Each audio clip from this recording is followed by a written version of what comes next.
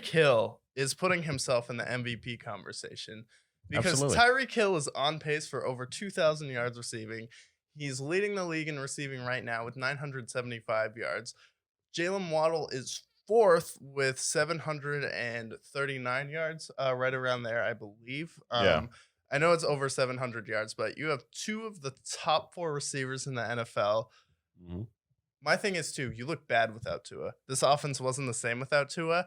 So you basically lost 3 weeks without your starting quarterback and didn't look the same without him. Now that Tua's back, it's like, well, Tyreek Hill kind of lost like 3 weeks of max production when Tua went down. Yeah. 2.5 or 3.5 games if you count him leaving the game in Cincinnati. So that's like if Tua had played the whole year, Tyreek would already be over 1,000 yards. So this He's Miami close. team, what I'll say is they've beat the Patriots and they've beat the Bills so far, and they're handling their business in division. The Bills have lost to Miami and they've lost to the Jets. They've lost all of their games in division. That's something to keep your eye on. And you get the best. You had the best trade at the deadline because you Yeah. need a playmaker on defense. You went out and you got it done. He's on pace to have 147 catches, 2,059 yards, and 10 touchdowns. Look, man, Cooper Kupp had a great season last year, but if Right. Tyreek Hill has 2,000 receiving yards in the regular season, and he could have more, because, I mean, he's been averaging about 150 yards a game when Right. Tua plays. Absurdity.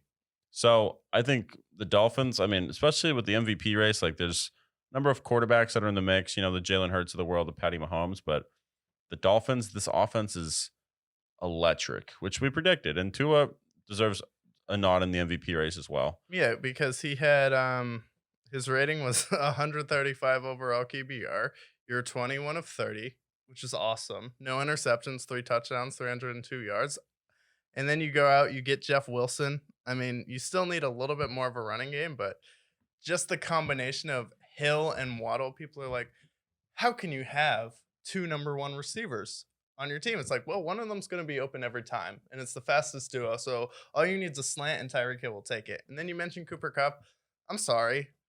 Cooper Cup is not Tyreek Hill. Tyreek Hill might be the most dominant wide receiver I've ever seen play in my lifetime. I know you can go back to guys like Jerry Rice, but I'm a lot older, or I'm a lot younger than a lot of NFL fans. So it's like, for me, just watching football and watching the game, Tyreek Hill makes you change the entire way you play your defense. He's faster than everyone else I've ever seen. Mhm. The pairing of him and Patrick Mahomes, and then people were doubting how he would do it with Tua. He goes to Miami, he's almost better. Yeah.